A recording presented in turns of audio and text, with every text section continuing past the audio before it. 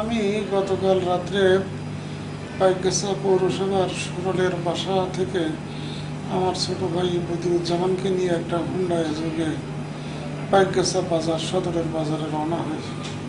আমার উদ্দেশ্য ছিল কম্পিউটারে কিছু ইন্টারনেটে ওয়ার্ক করা এবং আজকে আমি খুলনা যাব।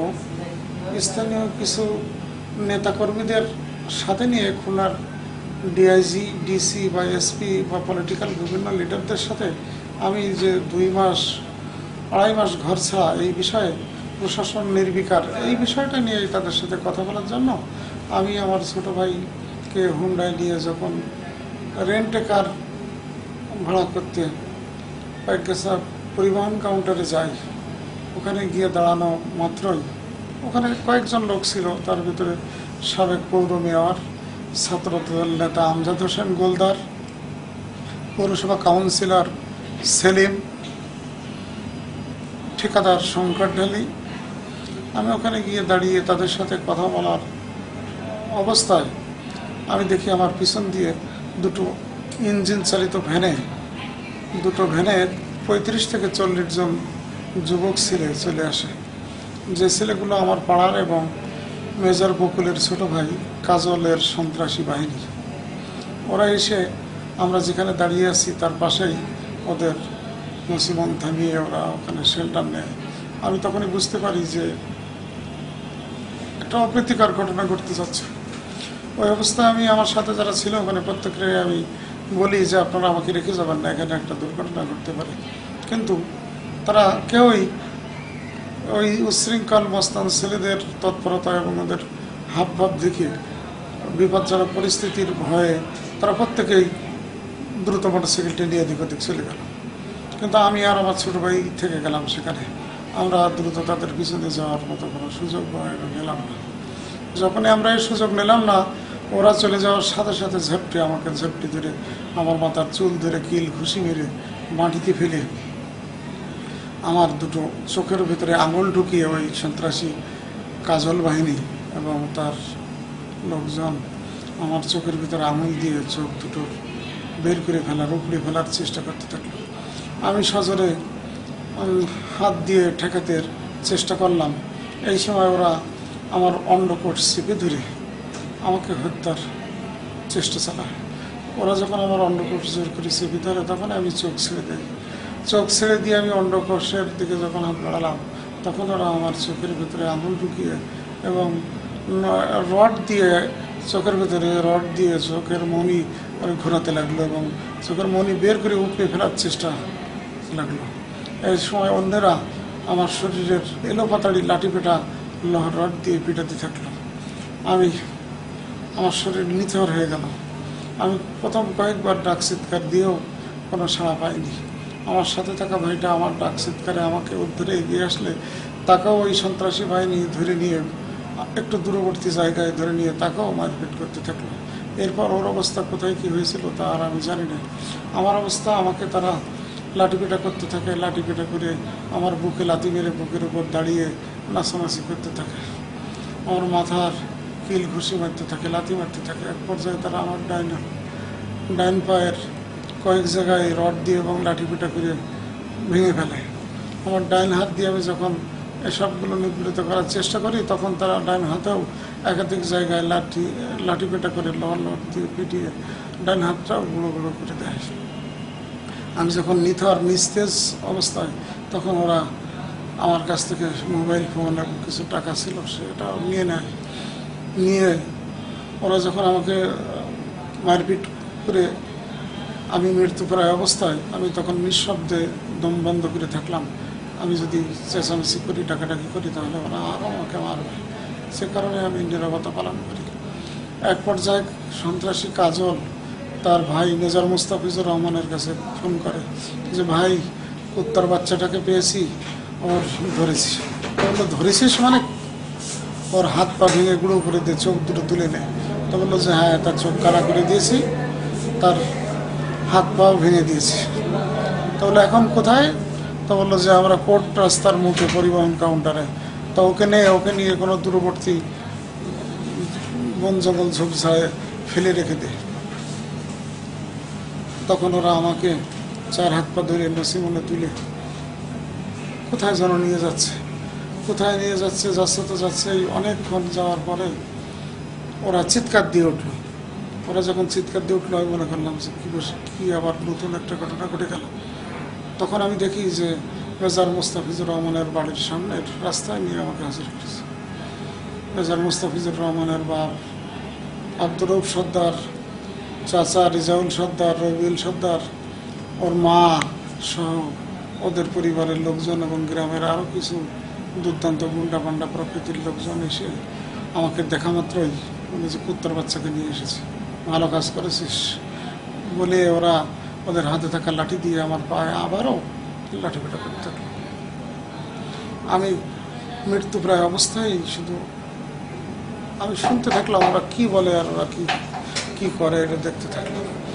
আমার ওই মৃত্যু প্রায় এবং চোখ দিয়ে বিগলিত ধারায় যখন রক্ত ঝরছিল, এই দৃশ্য দেখে উপস্থিত মহিলারা তখন কেঁদে ফেলছিল। মহিলাদের যেসব মহিলারা কেঁদে ফেলছিল আমি খেয়াল করলাম ওই সময় ওই সব মহিলাদেরও ওই সন্ত্রাসীরা গিয়ে লাঠিপেটা করে ওখান থেকে তাড়িয়ে দিল। এরপর ওরা বলল যে একে কী করা যাবে। তখন ওরা আবার বকুলের কাছে ফোন করলো। বকুল বলল আমি খুলনা র্যাবকে বলছি অথবা থানাকে বলছি। তখন ওরা বললো থানাকে না বলে র্যাবকে বললে ভালো হয়, থানা নিয়ে গেলে তো থানা ওরা হাসপাতালে দেবে, র্যাব নিয়ে গেলে র্যাব ওকে যদি বেশি থাকে তাহলে র্যাব ওকে অস্ত্র উদ্ধার দেখিয়ে ক্রস ফায়ার দিতে পারবে। বললো র্যাব আসতে তো অনেক দেরি হয়ে যাবে, এর ভিতরে নতুন কোনো অঘটন ঘটে যেতে পারে। এরপরে সন্ত্রাসী কাজল থানায় ফোন করলো ওসির কাছে, বা গেছে থানার ওসি এনামুলের কাছে, দিয়ে লাউড স্পিকার দিয়ে তারা সবাই দাঁড়িয়ে দাঁড়িয়ে শুনছে আমাকে ঘিরে ধরে। এনামুল বলছে এই কাজল কি করছো? বললো যে ওকে কুত্তার বাচ্চাটাকে চোখ তুলে দিয়েছি, হাত পা ভেঙে দিয়েছি। বললো ভেরি গুড, ভালো কাজ করেছো, ওকে জীবনে মেরে ফেলো না, রাখো, কোথায় আছো রাখো, আমি পুলিশ পাঠাচ্ছি। এরপরে ওরা রাখলো। কিছুক্ষণ পর সেখানে পুলিশ গেছে, থানার দারোগা ইদ্রিস, দারোগা তারক সহ আরও কয়েকজন সিপাহী পুলিশের গাড়ি নিয়ে আমার এখানে হাজির হয়। আমার এখানে যখন হাজির হয় তখন ওরা আমাকে গিয়ে গায়ে হাত দিয়ে ধাক্কা দিয়ে ডাকে রাজ্জাক ভাই, রাজ্জাক ভাই, রাজ্জাক ভাই, রাজ্জাক ভাই, কী অবস্থা? তখন আমি ওদের কথার কোনো শব্দ না করি, ওইভাবে নীরবতা পালন করতে থাকি। এক পর্যায়ে ওরা ভাবে কি মারা গেল, শালার কে মারা গেল, মারা গেলে তো তোদের গোষ্ঠী এবার বিপদে পড়ে যাবে, কি করা যাবে? তখন মেজরের বাপ চাচা সবাই বললো যে আপনারা নিয়ে যান, গাড়িতে তুলে নিয়ে যান। বললো যে না, আমরা নিতে পারবো না, আপনারা ধরেছেন মেরেছেন, আপনারা হাসপাতাল পর্যন্ত পৌঁছে দেন। ওরা বলে হাসপাতালে পৌঁছে দেবো, আমরা ফিরে আসবো, এটা তো জানাজানি হয়ে গেছে, আমরা কীভাবে ফিরে আসবো নিরাপত্তা সহকারে? তখন দুই তারকা তারক এবং ইদ্রিস বললো যে আমরা তোমাদের সিকিউরিটি দিয়ে আগে পিছিয়ে নিয়ে যাবো এবং সিকিউরিটি দিয়ে আবার তোমাদের বাড়ি পৌঁছে দেবো, তোমরা নসিমনে তুলে ওকে হাসপাতালে নাও। তখন আমাকে হাসপাতালের গেটে নেওয়া হলো, নিয়ে ওরা বাইরে অবস্থান করলো, আমাকে হাসপাতালে ফেলে রাখা হলো। যখন আমার পরিবারের লোকজন হাসপাতালে নিয়ে আমাকে অ্যাম্বুলেন্স ভাড়া করে ডাক্তার দেখাতে, ডাক্তার বললো যে এর অবস্থা আশঙ্কাজনক, খুলনায় নিতে হবে। অ্যাম্বুলেন্স দিয়ে যখন আমাকে খুলনার উদ্দেশ্যে রওনা হয় আমার স্ত্রী এবং পরিবারের লোকজন, সন্ত্রাসী কাজল বাহিনী তখন হাসপাতালের গেটের মুখে অবস্থান নেয় যে না, কুত্তার বাচ্চার লাশ চাই, ওকে চিকিৎসার কোনো সুযোগ আমরা দেব না। ইতিমধ্যে প্রেস ক্লাবের সাংবাদিক নেতৃবৃন্দ সহ এলাকার বহু গণ্যমান্য ব্যক্তি হাসপাতাল ক্যাম্পাসে প্রবেশ করে। পরিস্থিতি বেগতিক দেখে পুলিশ বলে যে ঠিক আছে, আমরা এই রাজ্জাককে খুলনা পর্যন্ত এগিয়ে দেবো বলে পুলিশ স্কোয়াডে এবং সাংবাদিকদের স্কোয়াডে আমাকে গদাইপুর পর্যন্ত দেওয়া হয়। তারপরে অত্যন্ত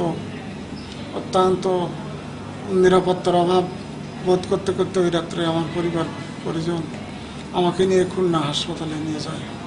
খুলনা সদর হাসপাতালে যখন নিয়ে যায় তখন হাসপাতালে কর্তব্যরত ডাক্তারদের আগেই ফোন করে বলা হওয়ার পরে তারা নিচে এসে অ্যাম্বুলেন্সে আমাকে দেখে বলে যে তাকে আমরা চিকিৎসা দিতে পারবো না, তাকে রিপার্ট করতে হবে ঢাকাতে।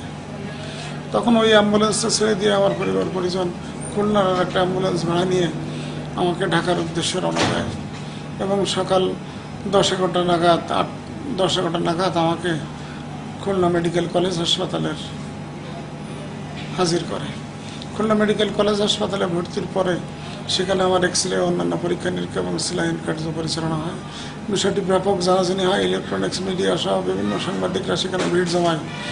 আমার সাক্ষাৎকার নেয়। আমি যখন এই মেজরের এবং পুলিশের সহযোগিতায় আমার এই হত্যার চেষ্টার কাহিনী আমি তুলে ধরতে থাকি, তখনই পুলিশের বিভিন্ন গোয়েন্দা সংস্থার ইউনিট আমার আশপাশ করতে থাকে। তারা নানাভাবে আমাকে প্রশ্ন করতে থাকে। আমি তখন আস্তে আস্তে নিরাপত্তার অভাব বোধ করতে থাকি। আমার সন্দেহ হয় যে তারা আমাকে চিকিৎসার নামে স্লো পয়জনের মাধ্যমে আমাকে হত্যা করতে পারে, বা আমার এই অসুস্থ অবস্থা আমার হাসপাতাল থেকে যে কোনো সময় আমাকে অপহরণ করতে পারে। অপহরণ করে আমাকে লাশ করে দিয়ে লাশ গুম করতে পারে। আমি নিরাপত্তাজনিত কারণে সাংবাদিকদের কাছে বারবার আমার নিরাপত্তা চাই। এ বিষয়ে আমি তাদেরকে বলি, আমি দেশের প্রধানমন্ত্রী, স্বরাষ্ট্রমন্ত্রী, প্রধান বিচারপতি, আইজি, ডিআইজি সহ র্যাবের প্রধানকে আমি আমার এই কাহিনী আমি উল্লেখ করেছি। মেজর বকুলের শাস্তি এবং তদন্ত বা তার বিরুদ্ধে ব্যবস্থা নেওয়ার জন্য সেনাপ্রধানকেও আমি আমার স্ত্রী দরখাস্ত দিয়েছি। প্রশাসনের কোনো স্তরেই কেউই আজকে 2.5 মাস কেউই আমার কোনো দরখাস্তের সাড়া দেয়নি, কেউই বাস্তবতা উপলব্ধি করেনি। আমার প্রতিপক্ষকে পুলিশ এবং ওই সেনাবাহিনীর মেজর উস্কানি দিয়ে তারা আমাকে হত্যার চেষ্টা চালিয়েছে। শুধু হত্যার চেষ্টা চালিয়ে তারা ক্ষান্ত হয়নি। আমি যখন ঢাকায় চিকিৎসাধীন আছি সেই মুহূর্তে তারা আমার বাড়িতে থাকা স্ত্রী, বাড়িতে থাকা আমার ছেলে মেয়েদেরকে অপহরণ করার হুমকি দিচ্ছে এবং তারা চালিয়ে যাচ্ছে। ফলে আমি এবং আমার গোটা পরিবার প্রতি মুহূর্তে চরম নিরাপত্তাহীনতায় আছি। অথচ আমার বিরুদ্ধে যারা আজকের এই ঘটনাগুলো ঘটাচ্ছে এরা জামাত শিবিরের লোকজন। আমি লিখিতভাবে এই সরকারকে জানিয়েছি। অথচ গণতান্ত্রিক দেশে আওয়ামী লীগের মুক্তিযোদ্ধার সপক্ষের সরকার ক্ষমতায় থাকার পরেও একজন মেজর, যে সাবেক শিবির নেতা, সেই তার পরিবার, জামাত নেতা এবং নেতৃবৃন্দ, তারা অপরাধী চক্রকে সুসংগঠিত করে আমাকে হত্যার চেষ্টা চালিয়ে যাচ্ছে। অথচ মুক্তিযুদ্ধের সপক্ষের সরকার, প্রশাসন এ বিষয়ে আমাকে ন্যূনতম সহযোগিতা করছে না। থানা পুলিশ, খুলনার র্যাব সহ স্থানীয় প্রশাসন আমাকে এই হত্যা প্রচেষ্টায় সহযোগিতা করেছে সন্ত্রাসীদের। আমি সরকারের কাছে, আমি আন্তর্জাতিক সংগঠনের কাছে, মানবাধিকার সংগঠনের কাছে আমি আমার নিরাপত্তার জোর দাবি জানাচ্ছি।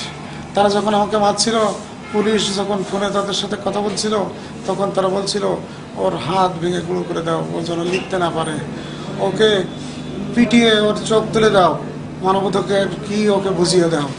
তাহলে আমি পত্রপত্রিকায় লেখালেখি করি, মানবাধিকারের কথা বলি, মানবাধিকারের পক্ষে কাজ করি, এটাই কি আমার অন্যায়? আমার কি কোনো রাষ্ট্রীয় দেশের সাংবিধানিক মৌলিক অধিকার নেই? আমি কেন আজকে 2.5 মাস সপরিবারে বাড়ি ছাড়া, প্রশাসনকে জানিয়েও কেন আমি এর বিচার পাইনি? আমি সরকারের কাছে জানতে চাই যে দেশ সরকার পরিচালনা করছে না সন্ত্রাসীরা জামাত শিবির চক্র পরিচালনা করছে? আমি তাদের বিচার চাই।